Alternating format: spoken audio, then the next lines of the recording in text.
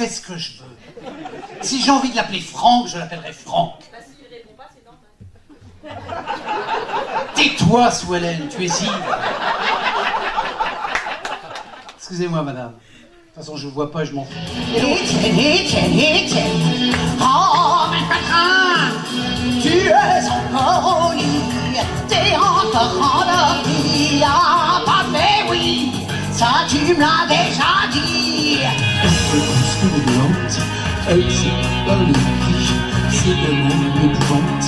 Et le prix, c'est ma vie, car même la nuit elle chante, on n'a plus de voisins ici. I shall be difficult to find, so follow me, just follow me. Bonjour. Aujourd'hui, nous avons la surprise et le plaisir de recevoir Patrick Adler. Bonsoir. Comment vas-tu? Ça va pas mal, oui. Ça va pas mal. Il fait beau, vous êtes blonde, vous êtes souriante, vous êtes belle.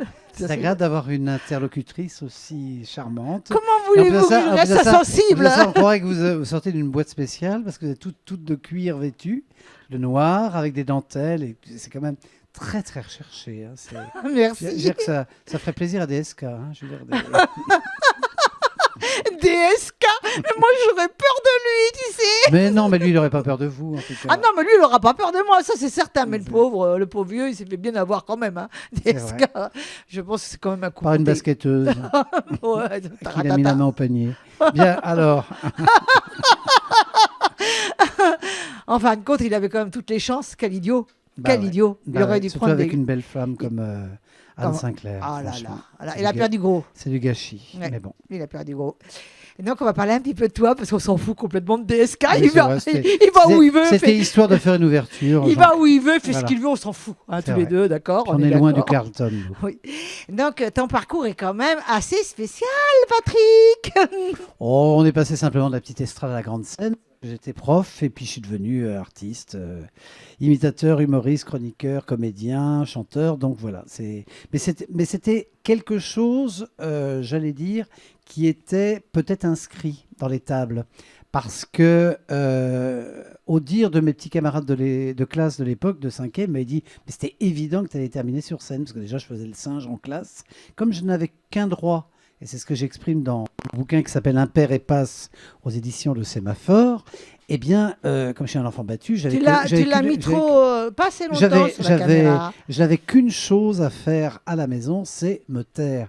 Et donc, j'en ai bien profité à l'école pour la ramener. Alors, j'étais un gosse assez intrépide, et assez insolent. Mais comme j'étais bon en classe, j'étais un bon élève. Du coup, on me pardonnait ça. Mais au dire de mes petits camarades de l'époque, c'était évident que j'allais devenir ce que je suis devenu. Oui, en tous les cas, tu es très agréable en discussion. C'est ce que j'ai pu remarquer tout à l'heure. Et vraiment, tu ne te la joues pas parce que tu as quand même un bon parcours, comme je disais tout à l'heure. Je sais d'où je viens. Tu sais d'où je sais où je vais. Tu ne renies pas ce que je tu viens. Je ne renie pas. Voilà. Je sais qu'il y a dans ce métier, quand les gens viennent se plaindre, je leur dis, écoutez, c'est quand même pas la mine. Moi, j'ai fait que des métiers agréables. J'ai été pion, j'ai été éducateur, j'ai été longtemps prof, puisque j'étais prof d'allemand au lycée pendant 9 ans. C'était quand même pas la mine. J'avais des classes agréables de seconde, première, terminale. Et après, j'ai fait ce métier avec des très grands moments de bonheur, parce qu'il y a eu quand même trois Olympias, avec Ségara, avec les Vampes, Danny Briand. Il y a eu de très grandes scènes, tous les Zéniths de France avec ces gens-là. J'ai fait moi-même des grandes scènes du temps de ma gloire, du temps de la classe, c'est Rien à cirer sur France Inter ou Les Bons Génies. Oui. Donc il y a eu quand même 10 à 15 années absolument fabuleuses. Après, je me suis dispersé, c'est vrai, mais c'est aussi peut-être ma nature, alors que je suis plutôt un mec rigoureux. Mais j'ai été meneur de revue, j'ai fait du théâtre, j'ai fait plein de choses différentes et tout. Et c'est vrai que depuis 2 ans, on peut le dire, n'ayons pas peur des mots, c'est un peu plus compliqué. Mais malgré tout, je ne vais jamais jouer Cosette, parce que franchement, il y a des gens qui triment, qui vont à l'usine. Exact. Et c'est très dur pour eux. Il y a des gens qui se lèvent le matin pour aller faire des ménages dans les entreprises. Et j'ai trop de respect pour ces gens-là, pour venir, moi, Patrick Adler, me plaindre alors que je fais un métier formidable qui est celui de faire rire les gens, de partager des choses avec le public. Pas seulement ça, Et hein. pas seulement ça, d'écrire des bouquins à côté et tout. Donc moi, je ne me plains pas. C'est un peu plus dur qu'avant parce qu'évidemment, il y a moins de notoriété qu'avant dès lors qu'il y a moins de médiatisation. Pour autant, je veux dire que je suis... D'abord, je suis invité à pratiquement tous les festivals. Ça, pour être invité, je pourrais passer ma Tu vie à viens être d'être invité au là. Love Sister en Et plus. puis, hein. puis alors là, consécration ultime. J'arrive en Avignon, où j'habite désormais, puisque j'habite entre Paris et Avignon. Et là, à peine arrivé, on me réclame au Love Sisters, la web radio TV, avec 100% de chroniqueuses. Alors là, je me dis, là, je pense que j'arrive à l'acmé de ma gloire en faisant cette émission. Et je suis reçu par une pin-up de 28 ans. Et donc... Ça, c'est pareil, c'est la bonne surprise. C'est super gentil. Mais d'après ce que je vois de ton parcours, en fin de compte, tu es... On dirait un cheval. Tu dirais... Oui, on dirait un On cheval. dirait un cheval, un parcours, ce type-là. Et en même temps, pour moi, de toucher à tout, ça veut, on peut pas dire que tu touches à tout. Tu t'ennuies peut-être avec une seule chose et tu es obligé de faire plusieurs choses. Et il y a beaucoup de cerveaux comme ça. Ça s'appelle les indigos. Tu dois connaître. Peut-être, oui, bien sûr. Tu mais vas jusqu'au bout de ce que tu fais. Oui, c'est ça. C'est-à-dire que je n'ai pas, à la différence, par exemple, de ma consoeur Anne Romanoff, qui a toujours une charte, la charte rouge. Elle a orienté sa carrière de manière régulière et rigoureuse et tout, avec toujours cette même charte, et puis ses appuis, ses marches qu'elle gravit au fur et à mesure. Moi, on me propose un projet, peut-être que demain, comme quand on m'a proposé de faire meneur de revue, parce qu'on trouvait que j'avais la tchatch et que je pouvais aisément boucher les trous entre de numéros de danseuses, de jongleurie, etc., etc. Et donc, ça, j'ai accepté. Faire une pièce de théâtre, j'ai accepté. Être chroniqueur radio, j'ai accepté. Tout m'intéresse en fait. Alors je ne sais pas si je suis indigo. Pour autant, on me propose demain un projet qui soit un petit peu lucratif parce que je ne peux pas non plus travailler Impossible. dans l'art pour l'art. Je veux dire que ça va bien à un moment, mais je veux dire que c'est comme les galas qu'on nous propose pour des causes justes. Mais au bout d'un moment, je dis aux gens, je dis mais attendez, maman, c'est notre métier. Je veux dire, il me dit vous nous ferez bien quelque chose. Je dis oui, mais attendez, mes enfants, Un prix peut-être, mais... À bas prix, à bas coût. Voilà. J'accepte parfois, mais pour autant, je veux dire que dès lors que le projet est artistique, dès lors que le projet est à partager, est avec d'autres, je suis d'accord. J'ai toujours... Vous voyez, vous me dites faire une radio, nous avons des amis en commun ici, comme Philippe Monnier, et j'ai dit, allez, go. On y va. C'est-à-dire que, voilà, on m'appelle, je ne suis absolument pas inabordable. Moi, je peux dire que je lui dis merci beaucoup à Patrick parce qu'il est quand même venu de Valence jusqu'ici. Non, pas de Valence, de Avignon. Avignon. C'est un peu moins loin. Un peu moins loin, mais quand même, t'as pris Une le train. heure. T'as pris le train quand même pour venir. Surtout à mon âge, bien sûr, avec non, ma canne. c'est pas ça que j'ai voulu dire. Je sais, tu as pitié de mon arthrose. Ah je non, comprends. non, moi je te trouve très charmant, je trouve que tu es plein de charme. Donc j'aime beaucoup ce garçon, ce jeune garçon qui se la joue pas. C'est ton côté gérontophile, tu aimes les vieux, tu as raison. Et car les vieux aiment les jeunes Mais aussi. tu ne fais pas vieux. Tu ne fais pas vieux. La vieillesse, c'est dans la tête. Ça, c'est vrai, parce C'est qu'un jour, j'ai tourné dans un film et je me suis présenté pour un casting. J'avais alors 60 ans, c'est-à-dire il n'y a pas longtemps, il y a un an. Et le type me voit arriver, le réalisateur, il me dit « Non, Patrick, c'est pas possible, vous faites gamin. » Je suis un gamin, mais la réalité est là, j'ai 60 temps passé. Et il a refusé. Et je dis à mon agent, faut me mettre sur des trucs entre 50 et 60 ans. Il me dit « Oui, mais il y a des fois, on nous dit oui, mais il n'a pas l'âge, etc. » et tout. Il n'a pas le style. C'est peut-être pas le style. Et donc, on va parler aussi un petit peu je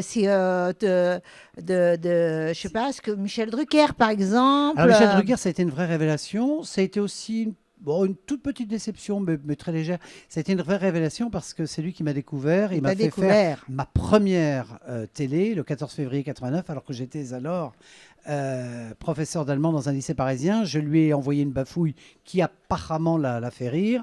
Et puis, accolé à cette bafouille, il y avait une cassette, puisque c'était au temps dernier, c'était au siècle dernier, donc il y avait une cassette avec toutes mes imitations, et je faisais des voix absolument impensables pour l'époque, des voix très féminines. J'avais repris en cela le flambeau de Claude Véga, je m'étais engouffré dans la brèche, et je faisais Désirless, Gage Paty, Rose Laurence, Thierry Leron. Jamie Ils ont parlé de Thierry Leron. Jimmy Somerville. Donc des voix suraiguës, Goldman, Balavoine, tout ça, et là, Maria Pacôme évidemment, les Vamps, Barbara évidemment qui est mon imitation fétiche aussi, et donc il s'est dit mais ce type est incroyable, et donc on me fait faire l'émission, et suite à ça, alors que c'était l'année de préparation au CAPES, j'allais prendre une année pratiquement sabbatique pour travailler et me préparer au CAPES d'allemand, et bien donc je me mets en disponibilité, et ça fait 29 ans que je suis en disponibilité. C'est-à-dire que Mais t'as bien fait de quitter tout. De l'éducation nationale, je suis parti à la classe, je suis parti, voilà c'est ça, à la classe, puis à Rien à cirer sur France Inter, puis après Rien à cirer au Bon Génie avec Patrice Laffont, puis après sur des grandes scènes, des petites scènes, des moyennes scènes, et ça fait juste 29 ans que ça dure. Et donc, moi, je tiens à dire quand même le titre de ton spectacle là, tout à l'heure, dès que tu vas commencer à en parler. Mais moi, je tiens à essayer. Je ne serai jamais à la hauteur de Patrick, j'en suis certaine. Mais je vais essayer quand même de donner le titre de ton spectacle. Il s'appelle donc Il s'appelle donc En voix du lourd. Oui, en fait, c'est un jeu de mots à partir de Adler. Effectivement, Adler envoie du lourd. On pourrait croire que c'est écrit ENVOIE comme le voilà, verbe. pas du tout. En fait, comme c'est un spectacle en voix, c'est une conférence imaginaire sur la voix. En fait, je raconte les voix du matin, les voix cassées, les voix un petit peu embuées, les voix pas réveillées, et puis les voix énergiques, et puis les voix du sud, les voix du nord, les voix, plus on va dans les pays froids, plus on a la voix cassée, etc. C'est assez intéressant parce qu'en même temps, c'est une recherche sur la voix, sur la tessiture, sur le fait que par exemple des corpulences moyennes, une ossature moyenne sera plus dans les aigus, sur des voix ténorisantes, et des gens grands ont plutôt des voix graves, et tout comme ça. Donc ça part de quelque chose de presque scientifique. N'allez pas croire que c'est chiant, je veux dire, parce que le spectacle est tout sauf ça. Tout sauf ça. Et donc il y a en même temps des choses qu'on apprend, parce que c'est une conférence sur la voix, et puis c'est drôlatique parce que j'en profite pour faire des tas de voix comme les Vamps, comme ça. Oh bah oui Gisèle. je fais des tas de choses pour m'amuser. C'est Pierre Balmain. Je fais Benoît Poulvord. Je fais ça c'est Pierre Balmain. Ah, Noël Robin aussi. Je fais Fanny Ardant. Je chante là-dessus, bonjour. Je m'amuse comme un fou. Et vous êtes quand ça même fait 80 nombreux dans le spectacle. Ah ouais, on est 80, il y a 80 voix en 80 minutes. Voilà, donc c'est un pari osé, mais réussi, parce que c'est un spectacle qui mêle performance artistique, qui mêle l'humour forcément, et surtout l'interactivité avec le public, parce que dès lors que quelqu'un se gratte le nez, se mouche, tousse, etc., j'interromps le spectacle pour faire une bafouille sur le truc. Je n'aime rien tant que ça. C'est-à-dire que moi, si rien n'est partagé, comme dit le dicton, rien ne vaut que s'il n'est partagé. Et moi, c'est exactement ça. Le spectacle, c'est pour le public. Sinon, je ferai un show ex cathedra, c'est-à-dire du haut de ma chair, le même show tous les jours. Non, Or, en fait, à chaque fois qu'on vient me voir, ça change tout le temps, et je n'aime rien tant que ça, parce que moi, j'aime m'amuser. Si je ne me prends pas de plaisir, j'arrête ce métier. Mais tu as tout à fait raison. Et en même temps, je voulais savoir un peu comment ça se passe pour le spectacle. Est-ce que c'est un peu dur? Qu'est-ce que tu penses Alors en ce moment, effectivement, c'est vrai qu'avec l'épisode des Gilets jaunes, ça ne nous a pas arrangé, parce qu'effectivement, il y a une espèce de frilosité à prendre des spectacles, parce que bon, il peut y avoir des manifs, des machins, des trucs comme ça. Mais c'est vrai que depuis 1 an ou 2, c'est un peu plus compliqué. C'est la raison pour laquelle, d'ailleurs, je recherche un tourneur, ou voire un producteur. Ou plusieurs, tu vas faire le choix. Enfin, c'est-à-dire que je suis ouvert à toutes les possibilités, et donc ils passeront, ces gens-là, par vous. Par moi. Par tout va passer par vous. Et donc, non, mais c'est vrai, tout à fait, parce que moi, je ne peux pas être juge et partie. Moi, mon rôle, c'est d'être sur scène, et c'est d'être en promo. C'est-à-dire que ce soit en radio, en télé, je n'ai, comme vous le voyez, Mais toi, tu as complètement raison. Aucun problème. Toi, tu veux je pense une certaine. Tu veux monter sur scène, faire ton travail. Mais voilà, je veux faire mon travail. Pour le reste, la partie administrative, tu veux pas te prendre la et même vendre des spectacles, c'est pas mon truc. Il y a des gens qui m'appellent évidemment directement parce qu'ils me connaissent, qui m'ont déjà vu, qui m'ont déjà pris. Donc à cela j'accepte. Et encore, je les renvoie sur quelqu'un qui fait les fiches de Ouais, paye mais ça, je te pour faire comprends. le contrat. Ce n'est pas mon truc. Et à chaque fois qu'on me demande, on me dit, vous pouvez pas me faire un prix. Je dis, voyez mon agent. Mais là, je te comprends parce Parce qu'on que ne peut c'est pas pas ma- mélanger c'est- non, non. le côté artistique avec Non, l'argent. non. C'est impossible. Ou alors, on n'est pas un passionné. Non, Donc non, toi, je tu fais veux partie pas- des passionnés quand Non, même. non, moi, j'ai pas envie du tout de m'occuper de ça parce que c'est un autre boulot. Je veux dire, il y a des gens qui le font très bien, savoir la logistique, savoir gérer les autres. C'est bien. Moi, j'ai déjà du mal à me gérer moi-même. De toute façon, là, il y a 80 personnes à s'occuper. Tu as vraiment un régisseur pendant les spectacles. Oui, non, de toute façon, c'est très simple. Je pars avec ma bande-son et mon régisseur. Donc, je veux dire que vraiment, en plus, c'est un spectacle qui n'est pas cher. Je veux dire que Donc, en fin de compte, il n'y a pas vraiment, d'ingénieur du son, il n'y a rien. Hein. Si, un régisseur, c'est un ingénieur du son. Oui, mais enfin, ça, c'est. Non, un régisseur, c'est pas un régisseur plateau pour moi. Le D'accord. régisseur, c'est celui qui gère avec la personne du théâtre le son et les lumières. Donc, ça veut dire que c'est quelqu'un qui, auparavant, connaît déjà mon spectacle, il sait ce que j'attends, il connaît ma voix, etc. Il peut Puis de faire toute des façon, choses je comme ça. pense que les 80 personnes dans le spectacle, j'allais dire le show, mais dans le spectacle, je pense que tout le monde se tient à sa place, il n'y a pas besoin. Non, mais quand on parle de 80 personnes, c'est 80 voix. Il n'y a pas 80 personnes sur Non. scène. Ah voilà. Non, il n'y a pas 80 personnes sur Tu vois, scène. il fallait c'est- qu'on le précise parce qu'on a tendance. Ah non, du tout. Voilà. Du tout, parce que c'est marqué 80 voix en 80 minutes. Mais Donc, oui, c'est en plus, c'est 80 vrai. voix, on n'est pas au Palais des Congrès avec 80 danseurs et danseuses ou chanteurs. Non, c'est moi qui fais, c'est tout en un. C'est tout en un. Ah, c'est tout en un. Ah, c'est tout géant. en un. Ah oui, c'est moi qui fais tout ça, donc il n'y a pas 80 personnes sur scène. Non, Ah, c'est une- voilà, tu vois, les gens peuvent confondre. Non, il y a que S'ils toi. veulent pas réfléchir. Non, non. Ah non, mais je veux bien être blonde, mais quand même, crois-moi, je peux Là, sur ce réfléchir. coup-là, hein. t'as été très blonde. Là. Non, si tu pensais que j'avais 80 personnes à gérer, non, c'est pas possible. Oui, oui, mais Il ça, faudrait- c'est bien il de faire faudrait- des erreurs parce il que faudrait- souvent, il on faudrait appuie des- sur l'erreur. Il hein. faudrait des. Ah bah, tu penses que je m'engouffre dans la brèche là. Là, je vais pas me gêner.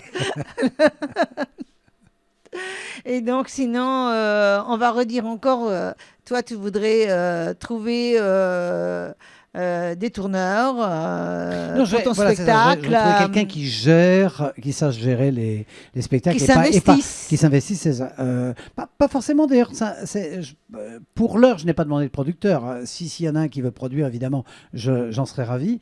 Cérébralement oui. Mais non, mais sinon, non, c'est plutôt un tourneur, quelqu'un qui s'occupe de gérer le calendrier et qui s'occupe de trouver des dates parce que c'est pas à moi de le faire. Je veux dire, c'est pas mon boulot. C'est idéalement, c'est ça. Je veux dire qu'on n'est pas. Il n'y a pas de comment dirais-je, d'engagement majeur. C'est pas comme une production. Ah, s'il y avait un producteur, ça serait encore mieux parce que lui, il reprend tout en main. Il dit on fait une salle sur Paris, ou on fait une salle à Montpellier, ou on fait ou on fait une tournée d'abord, etc. Et on voit ça. Mais je serais ravi. Mais vous savez, j'aimerais tant que de travailler avec d'autres. Donc, j'ai pas de souci. Là, je viens de faire un truc formidable avec Jean Roucas, inattendu. C'est-à-dire que nous étions vendredi dernier à la salle des Princes à Orange, qui fait quand même 500 places. Il y avait 420 personnes, donc on était ravis. Et nous avons fait, c'était ce qu'ils appelaient la soirée des chansonniers. J'ai fait 1 heure, il a fait 1 heure. Et c'était absolument magique. J'ai adoré son spectacle. Apparemment, il a adoré le mien. Et il m'a dit, tu sais quoi, il faudrait qu'on fasse des doublons comme ça, des plateaux. Donc l'agent sur place qui nous avait pris en tentant le coup a dit, ah, c'est pas idiot, on peut peut-être le refaire. Donc ça, c'est pareil. J'avais proposé à d'autres producteurs qui étaient plutôt des chèvres, puisqu'ils n'ont jamais suivi et ils sont accrochés à leur, comment dirais-je, à leur bout de bois, de faire un système un petit peu rire et chanson, que je trouvais qu'il n'y avait rien de plus intéressant. Je l'ai fait jadis, il y a 3-4 ans, avec Jean-Jacques Debout, et j'ai trouvé ça formidable. J'ai adoré Jean-Jacques Debout. Jean-Jacques Debout me connaissait, a adoré, m'a même dit qu'il avait travaillé avec le Luron, donc on a parlé, et on avait ce projet. Pareil, il a fait 1 heure, j'ai fait 1 heure, et c'était absolument magique. Et je me suis dit, mais ça serait génial de faire des plateaux comme ça, un chanteur ou une chanteuse et un humoriste. Et je trouvais ça génial. Parce que moi, je suis absolument ouvert à tout. J'ai même proposé un type qui voulait reprendre la classe. Je lui ai dit, faites attention, le nom est déposé. Il ne faudra pas que ça s'appelle la classe. Il faudrait plutôt que ça s'appelle la nuit des humoristes et tout. Et vous prenez 4 personnes ou 5 personnes de la classe et ça peut être intéressant. Mais pour le reste, je suis absolument ouvert à tout parce que nous sommes dans un monde de fusion. Nous sommes dans un monde où les gens s'interpénètrent, je ne dis pas sexuellement, mais s'interpénètrent. Et donc, du coup, ça peut être intéressant, je veux dire, de faire des choses à plusieurs parce que les gens ont beaucoup de plaisir. Regardez le succès des années 80, regardez le succès comment dirais-je, regarder le succès également du... On va redonner le titre du livre, oui. c'est ça? Regardez le succès, par exemple, des d'âge tendre et tête de bois. C'est-à-dire que tous ces mélanges, les gens aiment bien, peut-être parce qu'il y a un côté revival, un côté nostalgie, mais tous les gens aiment bien retrouver leur vedette d'une certaine époque. Je dirais. Ah non, mais il y a un public. Hein. Il y a un vrai public. Un vrai public. Et nous, on l'a vu. Alors, je ne vous cache pas que c'était plutôt des têtes blanches ou voire tondues, des chauves.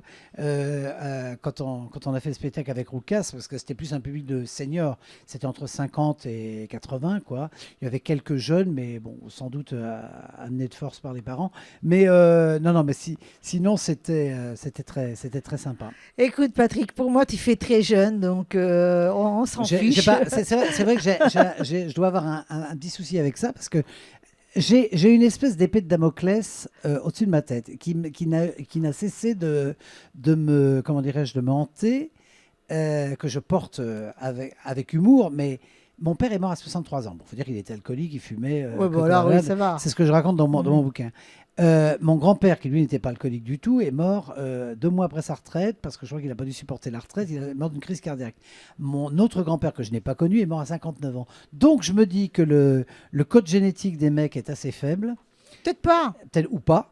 Et en revanche, les femmes sont toutes 86, 88 ans, etc. Bon, ça, comme j'ai prouvé. quelque chose de féminin, voilà. Je me dis que je vais peut-être aller au milieu à 75 ans. Et voilà. Mais c'est vrai que j'ai cette espèce de truc de course qui fait que je profite de chaque moment et que je ne me dis pas qu'est-ce qu'on va faire, etc. Je suis pas dans... Mais en même temps, comme dirait Macron, il faut être un peu en projet pour se dire que la vie ne s'arrête pas là. C'est super. On va se servir encore un petit peu de Patrick et donner le titre dans son spectacle. Et est-ce que tu veux que je mette le ton ou est-ce que tu veux le faire toi-même? Non, c'est toi qui vas le faire. Ouais. En voix du lourd. On dirait Bardot. Enfin, Bardot avant. Et là, Bardot avant, parce que tout le monde avant, comme disait Delon, avant toutes les filles voulaient ressembler à Bardot, mais ça c'était avant. Et surtout, n'oubliez pas son livre. Un père et passe aux éditions Le Sémaphore. Alors bon, ça, le livre est un petit peu moins... Il est en vente où? Il est partout dans les librairies. Il est en vente évidemment sur Amazon, hélas, mais moi je préfère que vous passiez par la librairie à la Fnac. Il est en vente surtout, vous appuyez sur www.lesémaphore.com et vous l'avez en 48 heures maximum. Et tout. Donc c'est directement fait par l'éditeur. Alors là, pour le coup, c'est un peu moins fun parce que c'est l'histoire d'une enfance déchirée. C'est l'histoire d'une enfance... Pour faire court, je suis un petit peu le Jean-Luc Lahaye de l'imitation. Je suis un enfant battu qui a été placé à la DAS à 12 ans. Donc je raconte cela, mais c'est un... Enfin, je vais être prétentieux en disant cela, mais c'est un objet littéraire. C'est pas un récit comme tout le monde raconte sa vie. Autobiographique, tu veux dire? Alors c'est autobiographique évidemment, romancé un peu. C'est romancé, mais c'est obligé parce que les vraies vérités, elles sont encore plus vilaines. Voilà. Alors c'est vrai que quand j'ai fait plusieurs émissions de télé comme Télématin, comme Drucker, comme comment dirais-je, France Inter, comme Sud Radio, comme tout ça, ils ont tous trouvé le livre très violent. Alors, je sais pas si c'est violent. Effectivement, la vérité est violente. La vérité est violente. Moi, j'ai cru en faire un objet, certes littéraire, mais d'humour. Parce que, par exemple, je vous dis, mon père a été incinéré, le lendemain, j'ai arrêté la clope. Je veux dire que et comme disait Cécile de Ménibus, ma consoeur, elle m'a dit, tu peux pas t'empêcher de faire de la vanne. J'ai dit, oui, je trouve ça marrant de me dire qu'après une incinération, j'ai arrêté la clope. C'est histoire de dédramatiser aussi, de façon à ce que ce ne soit pas pour faire pleurer Margot dans les chaumières. Moi, je suis un humoriste avant tout, et j'ai pas vocation, je veux dire, à être... moi, ce qui m'a beaucoup plu dans ton livre, là, c'est surtout justement cet homme qui toujours... qui fait rire tout le monde, ait pu vivre... cette misère quand même et l'écrire et donc on voit un véritable homme devant nous. Oui, mais c'est ce que Boris Cyrulnik, le pédopsychiatre, appelle la résilience. C'est la résilience. C'est la résilience, c'est le fait de faire d'une faiblesse une force. C'est-à-dire que je pense que les gens qui font métier de l'humour sont des gens qui ont connu des failles. Pierre Palmade n'a pas connu son père, enfin je dirais il était sans père. Benoît Poulvord, Benoît Poulvord qui est dépressif comique, je dirais. C'est-à-dire qu'il passe de temps à autre par des phases, comment dirais-je, tragiques et puis des phases d'euphorie, un petit peu comme tous les bipolaires, quoi. Donc je pense, moi je suis pas du tout bipolaire, Non, mais ça se voit, hein. je pense que j'ai une nature mélancolique parce que dans la vie j'écoute plus de la musique classique et des choses qui sont un peu moins fun. Pour autant, en communauté, en groupe, T'adores faire rire. J'adore quand même, faire t'adores rire. Et voilà. Mais cette histoire tragique au fond a fait qu'aujourd'hui je ne suis pas en couple. D'ailleurs, je cherche. Mais Alors au aussi, passage, un producteur, un impresario et une femme. j'ai pas dit une femme, j'ai dit une âme sœur. Une âme sœur. Une Je âme suis au sœur. clair. Bah oui, mais enfin, mais- une âme sœur, c'est quand même une femme. Pas forcément. Tu veux un homme? Ah, je veux rien du tout pour l'instant. Peut-être un berger allemand, mais. Mais non, je veux Une âme je veux sœur. dire par là que c'est un métier de solitude. Faut pas se leurrer. Sauf si on est en couple et qu'on a la chance, comme toi, d'être aidé par un mari qui te laisse toute l'attitude pour, Je vais pour- dire pour quelque chose, faire ton Patrick. travail. Rien n'est acquis dans la vie. Rien n'est acquis parce que c'est la conjugaison des talents. C'est ce que je veux expliquer. C'est la conjugaison des talents. C'est-à-dire que toi, tu as du talent et lui est, comment dirais-je, un peu Pygmalion. Donc, il a fait de cette pierre à l'état brut une œuvre d'art. Oh, c'est tellement beau. Mais comme la pierre à l'état brut, c'était déjà un diamant mal taillé ou pas taillé, du coup, il a fait le reste. Mais au départ, il avait une pierre qu'on appelle précieuse. Voilà. Mais c'est cette conjugaison des talents qui te permet, toi, d'évoluer dans ce milieu et d'être drôle, souriante à la vie, malgré les épreuves, puisque je crois que nous avons pas mal de choses en commun là-dessus. Et toi, tu as eu des épreuves encore bien supérieures à moi, puisque tu as frôlé la mort et tu as fait le voyage. Moi, j'ai juste été jusqu'à Montpellier. Mais, En train. Donc j'ai un voyage qui est beaucoup moins long. Mais je veux dire, c'est cette conjugaison des talents qui fait que l'un comme l'autre, dans cette unité, je dirais, d'énergie, fait que ça marche et pour l'un et pour l'autre. Mais tu as tout à fait raison. Et aujourd'hui, en plus, Et je nous avons rejoins la surprise ce que d'avoir fait ta connaissance. Et je rejoins je ce que pense tu que ça me va dis quand même aller quand au-delà de quand tu l'amitié. dis que rien n'est acquis. Rien n'est C'est acquis. grâce à toi, c'est grâce à lui. Voilà. Et tu as tout à fait raison. Et je voulais dire que je viens de rencontrer Patrick. Et vraiment, on a envie d'être amis avec lui, je vous assure. Donc, pour le Merci à fin vous. mot de la fin, Oui. tu veux nous dire quelque chose? Eh ben, je vais vous dire que d'abord, c'est une belle rencontre. Alors, elle a été, je dirais, c'était sous l'égide, sous l'initiative de Philippe Monnier, qui est un grand réalisateur, Ouais. que j'ai connu à l'issue d'un gala. Et Tout le monde le connaît à l'issue d'un et gala. non, mais c'est vrai. Et ce type avait été mandaté par d'anciens producteurs que j'appelle les chèvres, qui n'ont rien fait pendant un an, et pour filmer. Et j'ai trouvé qu'il avait l'œil. Il a beaucoup de disponibilité, beaucoup de gentillesse et tout. Et c'est vrai qu'on ne saurait refuser à Philippe quelque chose. Quand il m'a dit, est-ce que, alors ça me ferait plaisir, je filme l'émission, et puis ce sont des amis, etc. Et tout. J'ai dit, est-ce que tu voudrais faire l'émission? J'ai regardé, évidemment, comme tout le monde, je veux dire, ce qu'il en était. Pas très longtemps, je l'avoue, puisque comme je sentais que ça allait faire plaisir à Philippe, j'ai dit oui. Et je ne suis pas déçu. Ah, je te remercie. Donc voilà le mot de la fin. Je te C'est que j'ai remercie. passé un très agréable moment. Et je sais que tu vas Que me je- faire que- une surprise tout à l'heure. que je pense que ça va pas être le dernier moment. Certainement pas, parce et qu'on se- on qu'on est appelé à se prévu revoir qu'on se rencontre. Forcément. Puis comme Hein. toi, tu es un peu médium, moi, je suis XL. Donc, non, je suis pas XL, XL. je suis L. Elle, Toi, tu es médium. Donc, voilà. médium, et lui, il est elle. Patrick et elle. Non, il est prévu qu'on se revoie parce que, en fin de compte, nous avons vraiment des points en commun et en pas même des points temps, noirs, hein, pas des points noirs. Non, et en même temps, on sait que on sent les choses, toi comme moi, Ouais. que Ça, on est sensitif. on est bien. Voilà. On est bien ensemble. Ah, on est bien. Hein. Et donc, pour le fin mot de la fin, je crois que tu vas nous faire une belle surprise. Oui, ben, je viens de Un l'apprendre. live. Un live. Alors, je pense qu'on va passer des moments de de comment dirais-je, de ce que je fais sur scène, mais je peux vous faire effectivement. 2, 3. Ah bah bien sûr, bien sûr. Hiver du Sienne. C'est pas chaud, hein? Oh, ben oui, Gisèle! Eh oui.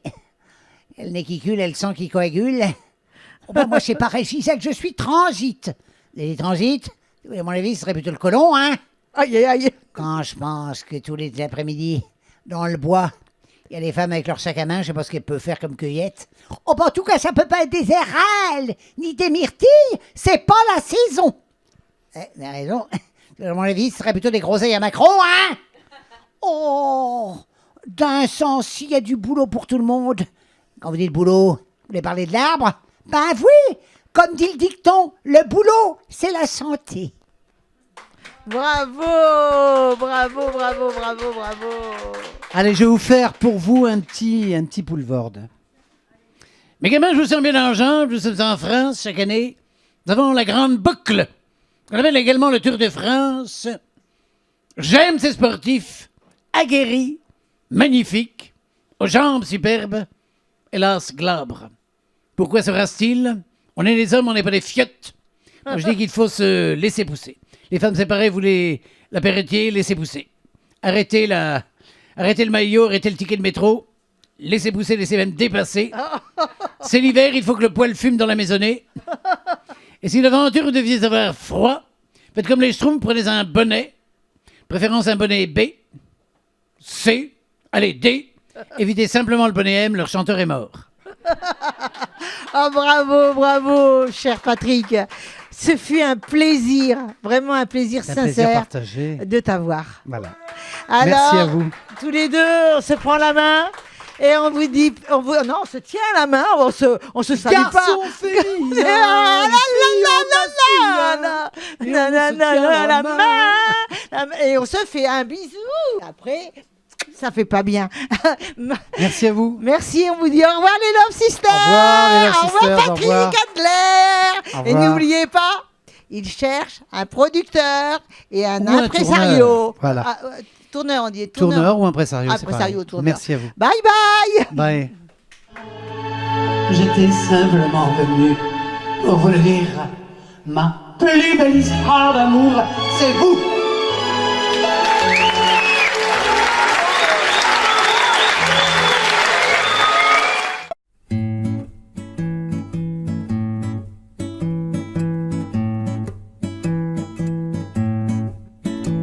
S'accompagnant d'un doigt ou quelques doigts, le clown se meurt. S'accompagnant d'un doigt ou quelques doigts, le clown se meurt.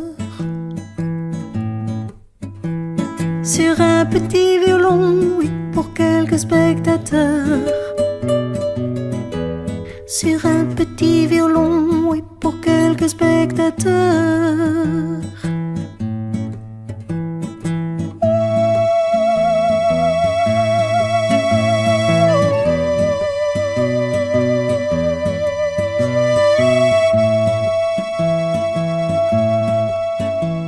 Ma che v'ha fatto di male sta povera creatura? Ma che v'ha fatto di male sta povera creatura? Ma che c'avete da ridere, portaiettatura? Ma che c'avete da ridere, portaiettatura? D'une petite voix comme il n'en avait jamais eu. D'une petite voix comme il n'en avait jamais eu. Bonjour, les Love Sisters ont le plaisir de recevoir quelqu'un qui m'est cher, et à la fois en amitié et en tant qu'artiste, parce qu'elle est extraordinaire. Douchka Esposito. Bonjour Myriam. Comment vas-tu? Bonjour à tous. Voilà. Bah écoute, super. Je suis tellement. Bah, je suis comme à la maison avec toi. Pas toujours, on est toujours à la maison. Alors, Douchka Esposito, tout le monde te connaît. Tu étais l'ambassadrice de France de Disney. de 1989. 1984 jusqu'en 1989. C'est ça. Et tu as été aussi mannequin, Oui, alors j'ai commencé ma carrière, c'est vrai, très très jeune. J'ai eu cette chance. 13 ans. Et Bravo. oui. Et puis donc j'ai commencé un peu par le mannequinat, mais bon c'était un petit peu le hasard. J'avais envie de gagner un petit peu d'argent de poche et puis j'étais un jour chez le coiffeur avec ma maman et puis il y avait Jean-Louis David qui était là et puis qui cherchait une mannequin pour un reportage pour Vogue Beauté, une mannequin junior, donc ça tombait bien. Et puis il m'a demandé si j'avais envie de faire des photos et je lui ai dit ah oui je veux faire des photos. Alors j'ai tanné ma maman parce que j'avais quand même que 13 ans donc. Et puis nous sommes allés voir John Casablanca, le grand patron de l'agence Elite et l'agence. Et je suis rentrée effectivement pendant quelques courtes années, enfin vraiment les années d'adolescence où j'étais pas mal partie faire des catalogues en Allemagne. J'ai fait la première pub Vivre d'amour et de Ginny. J'avais fait, et puis j'étais aussi Miss Junior Vogue Beauté. Donc avec cette jolie photo que m'avait fait Jean-Louis David. Et puis j'étais maquillée par un maquilleur professionnel extraordinaire, je me souviens, parce que c'était tout un reportage en noir et blanc. J'étais sortie complètement ombrée dans la rue, tu sais, comme les maquillages ethniques pratiquement.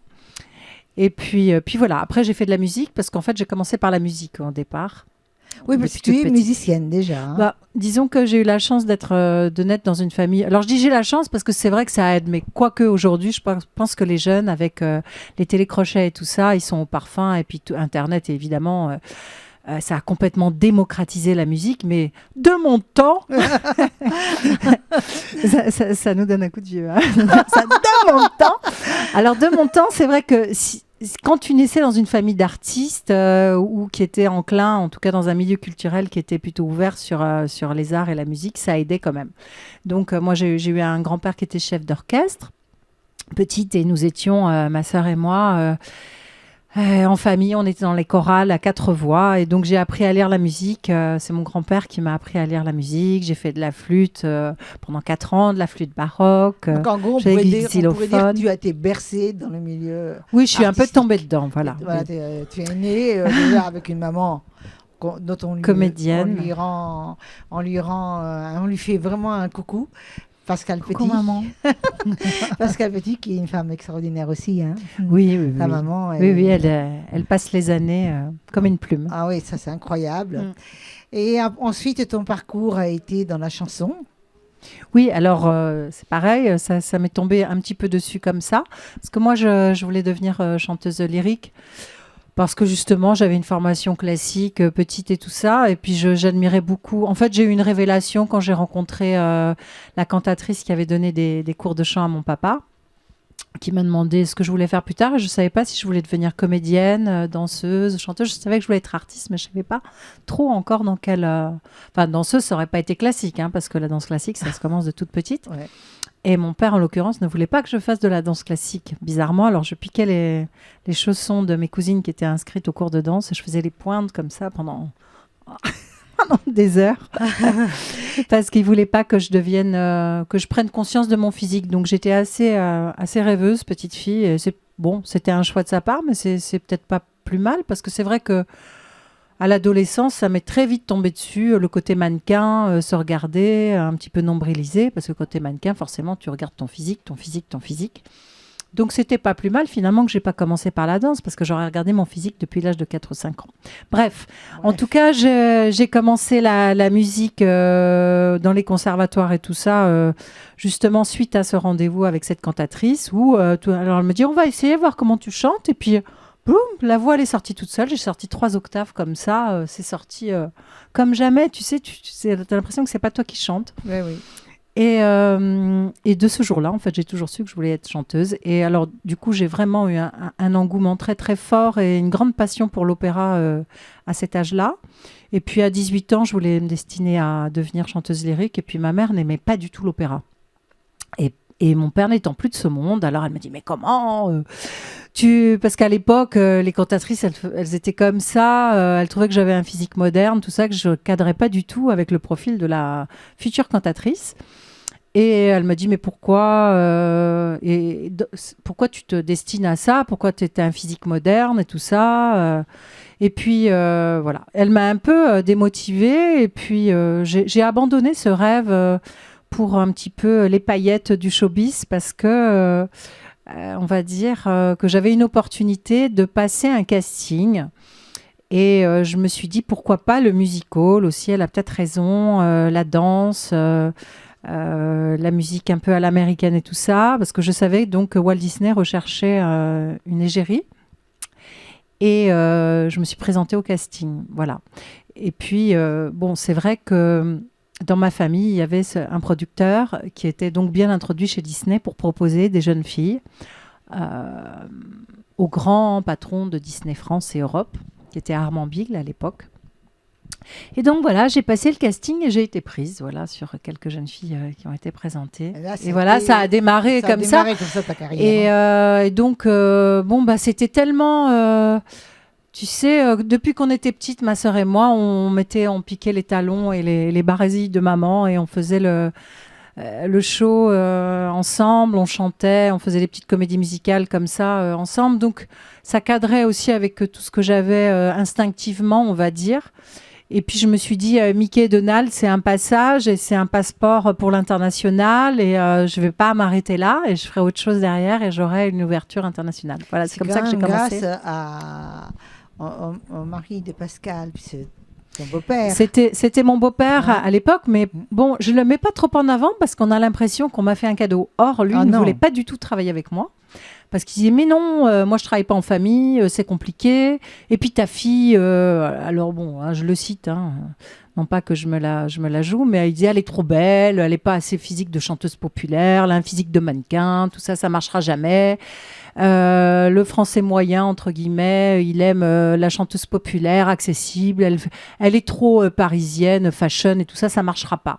J'y crois pas. Alors maman, qui insistait parce qu'elle sentait qu'il y avait vraiment de jolies perspectives avec Disney, a dit mais pourquoi tu la castes pas? Qu'est-ce que tu risques? Parce que tout le monde lui disait mais qu'est-ce que tu vas chercher midi à 14h? Tu as une Alice au pays des merveilles dans la maison qui sommeille et t'as qu'à la coacher puisqu'elle est en formation de chant lyrique et puis elle deviendra chanteuse de variété et tout ça.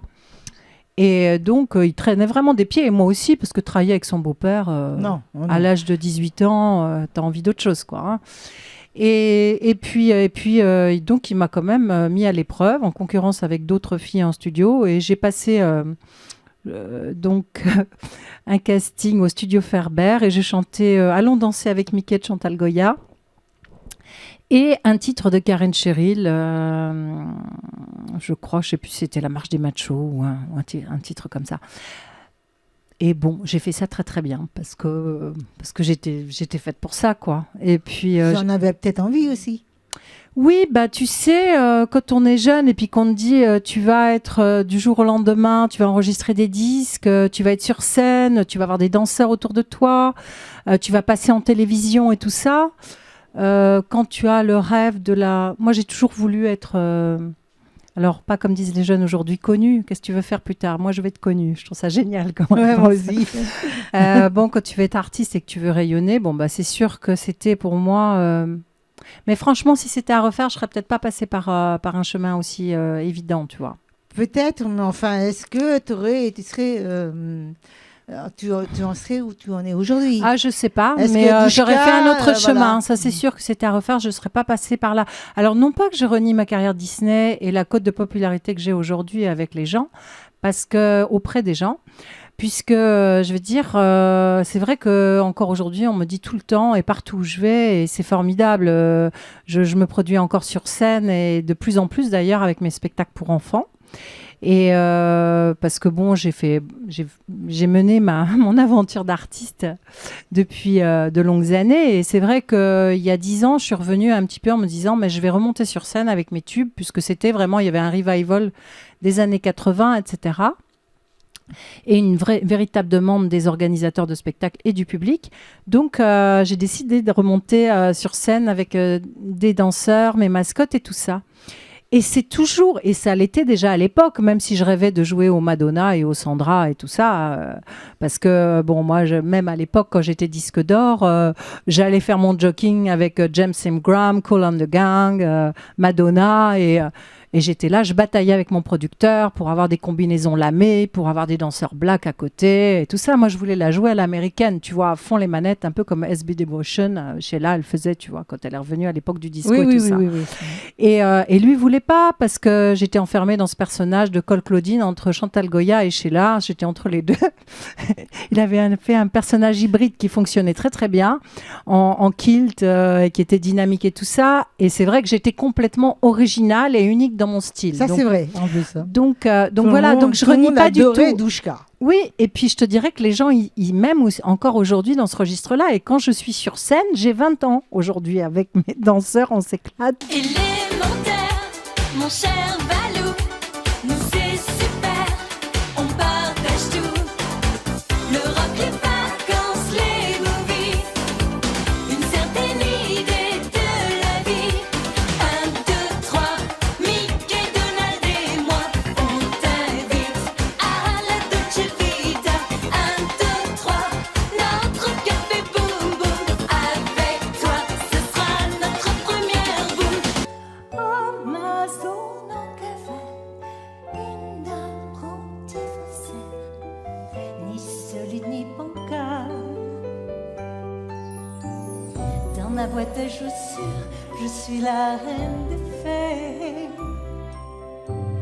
Sourire aux commissures, je joue à la poupée. On s'éclate vraiment j'ai ajouté évidemment d'autres chansons à mon répertoire des années 80. Je chante La Reine des Neiges. J'ai composé aussi des chansons, Papillon de lumière, d'ailleurs avec Michel Crozio qui est là aujourd'hui. Oui, qu'on va voir tout à l'heure sur scène, en live. Compositeur et arrangeur. Et voilà, donc on avance, on continue, mais voilà. Donc j'ai toujours eu plusieurs images, plusieurs choses, mais les gens me connaissent avant tout en tant qu'ambassadrice ex-égérie de Walt Disney. Oui. Voilà, exactement.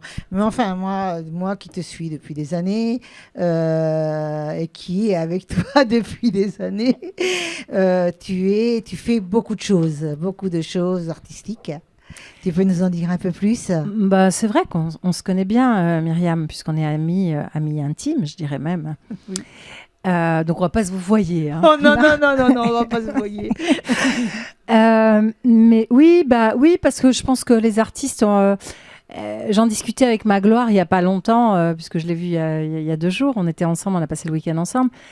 Ça vaudrait la peine de faire un véritable concept. Donc, qui est derrière qui, quoi? Parce que les artistes, moi j'ai vu qui était derrière Douchka. Hein. Les artistes en général, on les connaît avec un registre, un répertoire, mais on est toujours très très étonnés de les voir faire autre chose. Et la plupart des artistes font plein d'autres choses en dehors de ce que on connaît d'eux, quoi. Et je dirais que c'est là où c'est véritablement intéressant, quoi, parce que bien souvent quand on tombe dans le marketing et puis qu'on a un truc qui fonctionne, alors on vous demande toujours de refaire la même chanson c'est un petit peu répétitif. C'est lassant. Voilà, alors que quand l'artiste il est dans l'ombre, il crée un petit peu comme il veut. Et... Donc après tout ça, tu as fait un petit peu un stand-by pour créer une famille. Voilà, quand j'ai arrêté Disney, j'étais un petit peu surexposée entre les années de Mankila, puis après, les 5 ans de Disney, ça a duré jusqu'à 90, où j'ai quand même eu la chance de vendre plusieurs millions de disques, d'avoir 400 millions, je crois. Non, j'ai vendu 10 millions de disques, ce qui est déjà beaucoup. Oui, c'est beaucoup. Mais 500 000 copies de Mickey Donald. Voilà, c'est ça. Mais à l'époque, le disque d'or était à 500 000, tu sais. Mmh. C'est pas comme aujourd'hui, quoi. Ça a changé complètement, évidemment. Bon, puisqu'on vend plus tout la même chose, de toute façon. Non, on vend plus de disques, mais comme avant, en tout cas. Et voilà. Mais après, donc moi, j'ai fait mes enfants parce que je me suis dit, c'est le moment ou jamais. De toute façon, là, je ferai rien d'autre que du spectacle pour enfants derrière, après avoir été autant exposée médiatiquement et avoir été autant reconnue par tout le monde. J'avais vraiment envie déjà d'être à l'ombre, hein, indépendamment de cette réflexion professionnelle. J'en avais marre. Ouais, alors, etc. quand tu passes des années et que tu fais ton chemin de croix et tu as traversé du désert avant comme des gens comme Piaf, comme Barbara ont fait, à faire... bon, alors je prends des références, évidemment. Des sommités et des monuments de la chanson française. Mais quand même, enfin, je veux dire, quel que soit le parcours de l'artiste, si tu fais ce cheminement avant, tu peux après perdurer longtemps dans le temps et être exposé dans la lumière parce que tu as mangé ton pain maigre, ton pain noir. Je veux dire, bon, t'en as bavé et tu récoltes vraiment voilà, la récompense suprême après. Mais moi, c'était un peu l'inverse. J'étais propulsée comme ça au devant de la scène. Je sortais du lycée, je venais d'avoir mon bac. J'ai pas eu le temps de me trouver moi-même, de savoir qui j'étais, de me construire. Je me suis construite sur le terrain, ok, mais un peu comme un cheval de course, tu vois. Donc j'avais un petit peu envie de penser à moi, quoi, tout simplement, de me chercher moi-même. Mais pendant cette période où j'ai fait des enfants. Bah, tu as fait des enfants, mais ça t'a permis aussi de réfléchir à peut-être une nouvelle voie artistique. Alors, à l'époque, j'étais terrible parce que, je voulais absolument... Je dis j'étais terrible parce que je trouve que j'ai fait des choix qui étaient... Si tu veux, j'ai tellement donné. En fait, au bout de 3 ans de ma carrière de Disney, j'avais même pas, au bout de 2 ans, j'avais les Mickey, Donald et moi, élémentaire, mon cher Balou, dans les 10 premiers du top 50. Donc moi, j'ai eu 5 titres dans le top 50. Hein. Voilà. C'est énorme. Énorme. Voilà. Donc, j'ai appelé mon producteur, j'ai dit, OK, bon, ben voilà, on est disque d'or. Moi, j'ai toujours été une nana de challenge, tu vois. Donc maintenant que j'ai ça, on va aller ailleurs. On va ouvrir un peu les portes. Il me dit, mais t'es complètement taré. Tu n'y penses pas. Maintenant que ça commence à marcher, tu veux déjà faire autre chose ? Eh ben, j'ai dit, bah oui, parce que ça y est, maintenant, j'ai capté le truc et tout ça. Qu'est-ce qu'on fait maintenant, tu vois ? Parce que moi, j'étais boulimique de travail. Fallait toujours... Alors, il m'a bridé à ce moment-là, mon producteur, parce que je commençais à rapporter beaucoup d'argent. Donc, c'était pas possible, en fait, de changer, d'évoluer. Et moi, je rêvais, si tu veux, d'ouvrir les choses, de dire, OK, je suis ambassadrice de Disney, mais je fais pas que ça.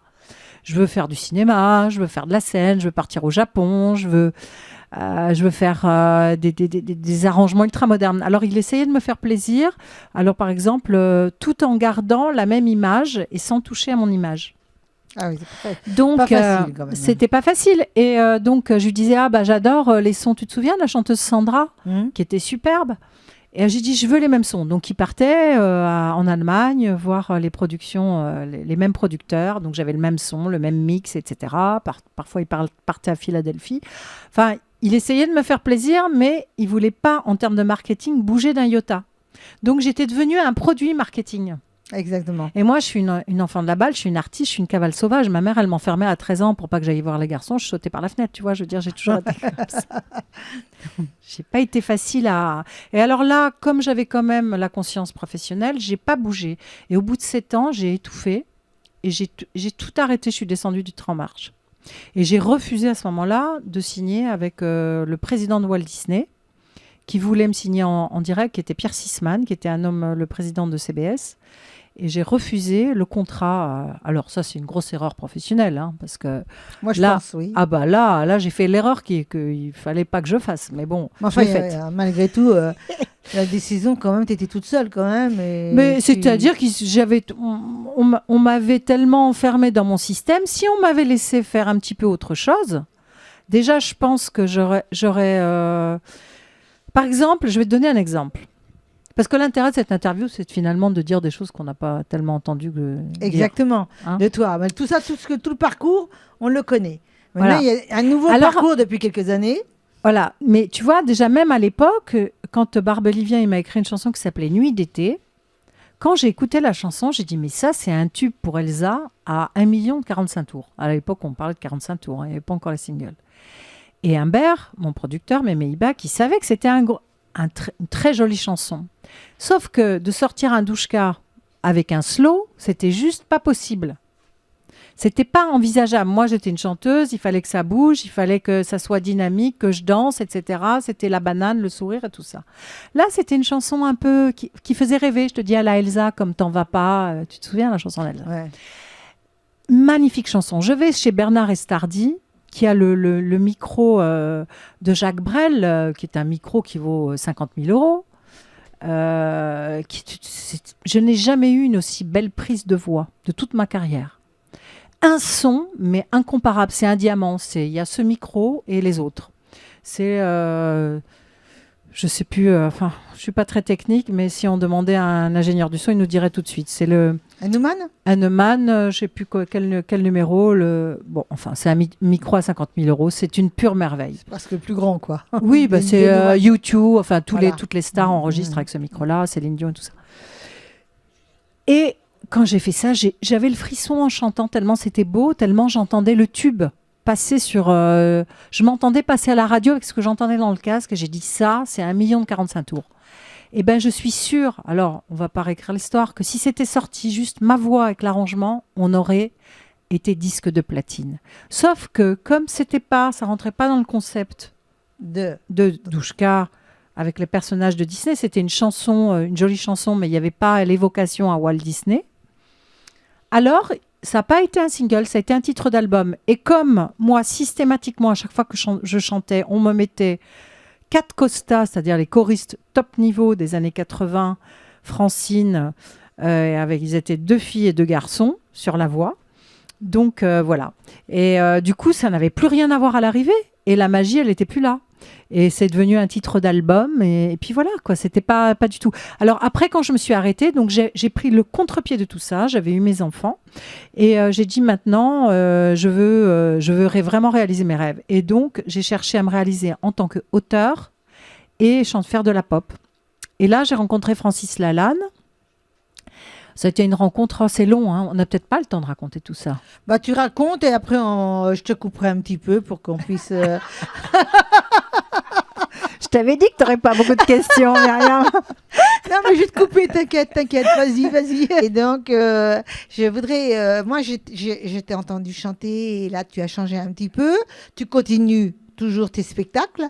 Oui, donc entre-temps, bon, pour faire court par rapport à la question auquel j'ai toujours pas répondu depuis tout à l'heure, oui, j'ai fait de la pop et j'ai cherché à rencontrer d'autres gens pour sortir du créneau pour enfants. Donc j'ai refusé des comédies musicales pour enfants. Alors je dis que j'ai pas été très gentille parce que c'est ça qui me faisait vivre. Hein. Bah oui. Donc c'est pas été très très intelligent sur ce plan-là, mais j'ai fait des vrais choix artistiques parce que pendant 7 ans, j'avais pas pu en faire. Voilà. Alors moi, je vais te dire une chose, hein, Douchka. Tu dis que c'était pas très intelligent. Moi, je trouve que l'intelligence... Sur un plan matériel. Oui, sur un plan matériel. Malgré tout, tu en avais besoin. C'est un choix et tu en avais besoin. Et en même temps, même en faisant ce choix, tu pensais très certainement que de toute façon, tu pouvais lier les deux. Ah, parce que je pensais qu'en France, les gens dans les maisons de disques étaient des gens ouverts. Mais j'étais au pays des bisounours. Bah oui. Parce que quand tu t'appelles Douchka, déjà, tu es au spécial marketing. Donc, c'est-à-dire que tu as le marketing dans notre société d'aujourd'hui qui est un mouroir artistique pour tous les artistes créatifs. Et quand tu es au spécial marketing, alors ça en complique encore plus le cheminement, tu vois. Parce que moi, quand j'arrive dans une maison de disques, on va dire « Ah, Douchka, donc ex-chanteuse pour enfants. Donc, vous voulez faire quoi? Compiler vos anciens titres, faire une nouvelle comédie musicale pour enfants, faire des contes pour enfants. À part ça, tu n'as pas le droit de rien. Tu as le droit à rien, en fait. » Je sais. Voilà, ça qui est donc triste. quand j'arrivais avec un album fait par Laura Marciano, qui a quand même fait Tal, et qui a été une fille qui était numéro 1 chez Sony pendant 10 ans avec toutes ses créas et tout ça, que j'ai mis mes textes qu'on entendra avec des chansons pop, j'ai fait cet album, la maison de disques n'a pas... Parle-en de cet album. Alors, on a fait une sortie... qui était assez confidentielle, on va dire. J'ai fait un Trianon en 2010, mais bon, je suis propriétaire de mon album et je le retravaillerai un jour avec d'autres arrangements parce que ce sont des chansons qui sont sorties des perles de mon âme, de mon cœur. Et moi, je ne suis pas parolière, hein, je ne sais pas écrire, faire du sur-mesure. Donc, tous les textes que j'écris, ce ne sont que des instants de ma vie et des instants d'émotion. D'émotion surtout. Voilà, et donc j'espère que je continue de créer. J'écris des poèmes, j'ai aussi un recueil de poésie qui est sorti. Un recueil de poésie. Est-ce qu'on va écouter un petit peu, un peu de poésie de toi là? On va écouter un peu.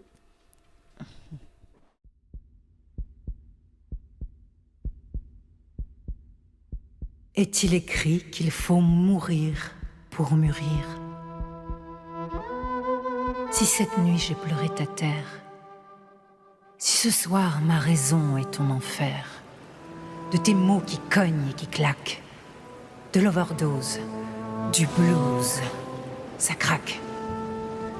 Je n'ai pas vu le vent tourner, l'heure des batailles du cœur nous annoncer. Samouraï, à quel duel nous livres-tu qui vaille? C'est un vent violent qui s'abat sur nous, décime nos sentiments. Un ouragan sanglant sur nous s'abat. Nous laisse là sans voix, sans toi. Debout, face à nous, je refleurirai l'âme d'un samouraï. Debout, face à tout, je deviendrai femme samouraï. Je refleurirai l'âme d'un samouraï. Si nos querelles nous brûlent les ailes, si par mon essence je te brise les sens, tu dis de moi que je t'ensorcelle, mais je ne suis qu'une femme, moitié ange, moitié elle. Je n'ai pas vu le vent tourner, l'heure des batailles du cœur nous annoncer. Samouraï, à quel duel nous livres-tu sans faille? Pourtant, j'ai si peur. Tu annonces pour nous la dernière heure. On déballe, on décompte les erreurs. Mais un sabre fou s'abat sur nous. Est-il écrit qu'il faut mourir pour mûrir? Debout, face à nous, je deviendrai femme samouraï. Debout, face à tout, je refleurirai l'âme d'un samouraï.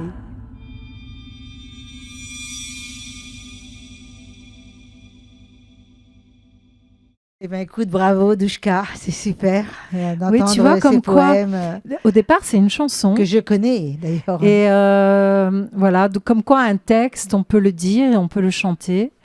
Et d'ailleurs, sur scène aujourd'hui, sur l'hommage à mon papa Gianni Esposito, où je fais un hommage au poète, j'ai demandé à ma maman Pascal Petit de venir dire des chansons poétiques de mon père et des poèmes à moi qui, du coup... Ça a été une réussite totale. Et, Voilà. pour elle, ça a été une illumination aussi. Voilà, c'est ce que je veux dire, d'après c'est ce que que... j'ai su, hein. C'est qu'une chanson, c'est une musique et un texte. Et souvent, quand on prend le texte, c'est déjà tout un univers. Les mots, c'est déjà une musique à part entière, quoi. Et moi, j'adore la chanson à texte, voilà. Mais ça, oui, je sais.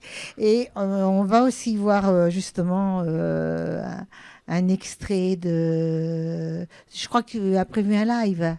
Un live avec Michel Crozio. Avec Michel Crozio. Et qui est qui va nous pianiste, qui est un chanter. super pianiste. Yes. Elle a eu vraiment, Douchka a eu vraiment un beau bagou parce que pour me couper, il faut le faire. Elle a réussi à me couper. Bravo, Douchka. Parce que tu as réussi quelque chose que personne ne réussit. Oh zut, Mais alors. en même temps, c'était tellement intéressant ce que tu disais, tellement véridique, et c'est toi que j'ai interviewé, c'est pas moi. Donc, il fallait que je te laisse parler. Je vais vous laisser à votre live et je vous dis, moi, bye bye. Je vais laisser ma petite Douchka que j'aime. Et merci beaucoup. Tu merci. veux me dire au revoir. Et puis, j'espère vous retrouver sur scène pour les spectacles pour enfants en fin d'année. Et puis où également on peut te joindre, ma chérie? pour l'hommage au poète avec des chansons de mon papa, Gianni Esposito, et des poètes, Barbara, Prévert, Les Feuilles Mortes, Brel, Comment on peut te etc. joindre si on a envie d'avoir un spectacle, par exemple? Alors, on toutes peut sortes me de joindre spectacles. par mon Facebook, sur Messenger. On peut me joindre par mon site officiel, Voilà. douchka-esposito.com. Et puis, on peut m'envoyer un mail, un message. Et puis, voilà. Sinon, vous me contactez via Facebook, sur les réseaux sociaux. Merci, ce fut un plaisir de recevoir Douchka. Merci beaucoup. Et que je lui fais un gros bisou, mais je pense qu'on va continuer notre discussion ensuite, D'accord. dès que tu auras fini. D'accord. Et je te Merci fais des beaucoup. gros bisous, ma chérie. Bye Merci. bye. Bye bye. Merci à tous.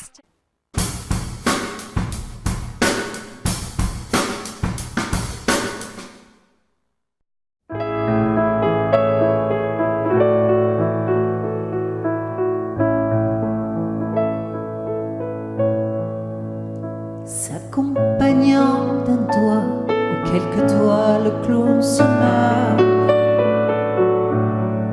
s'accompagnant d'un doigt ou quelques doigts, le clown se meurt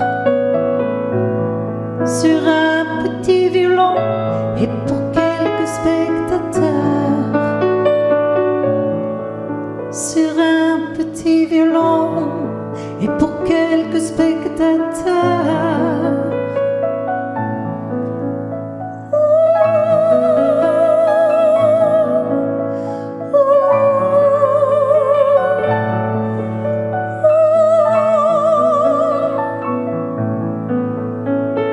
Ma che t'ha fatto di male sta povera creatura?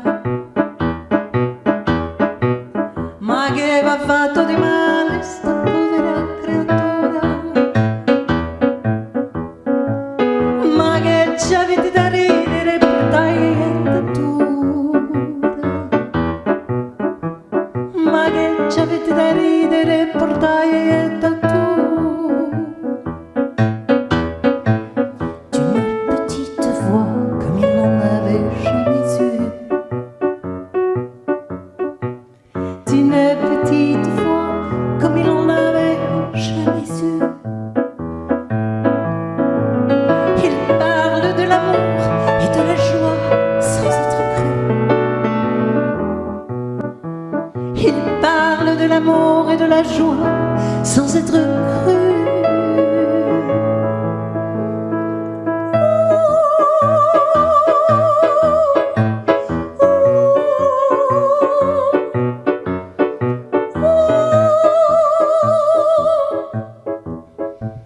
Se voi non comprendete, se voi ne comprenez pas, se voi non comprendete, si vous ne comprenez pas, almeno non ridete, o moins ne riez pas, almeno non ridete, o moins ne riez pas. Ouvrez donc les lumières, puisque le clown est mort. Ouvrez donc les lumières, puisque le clown est mort. Et vous applaudissez, admirez son effort. Et vous applaudissez, admirez son effort.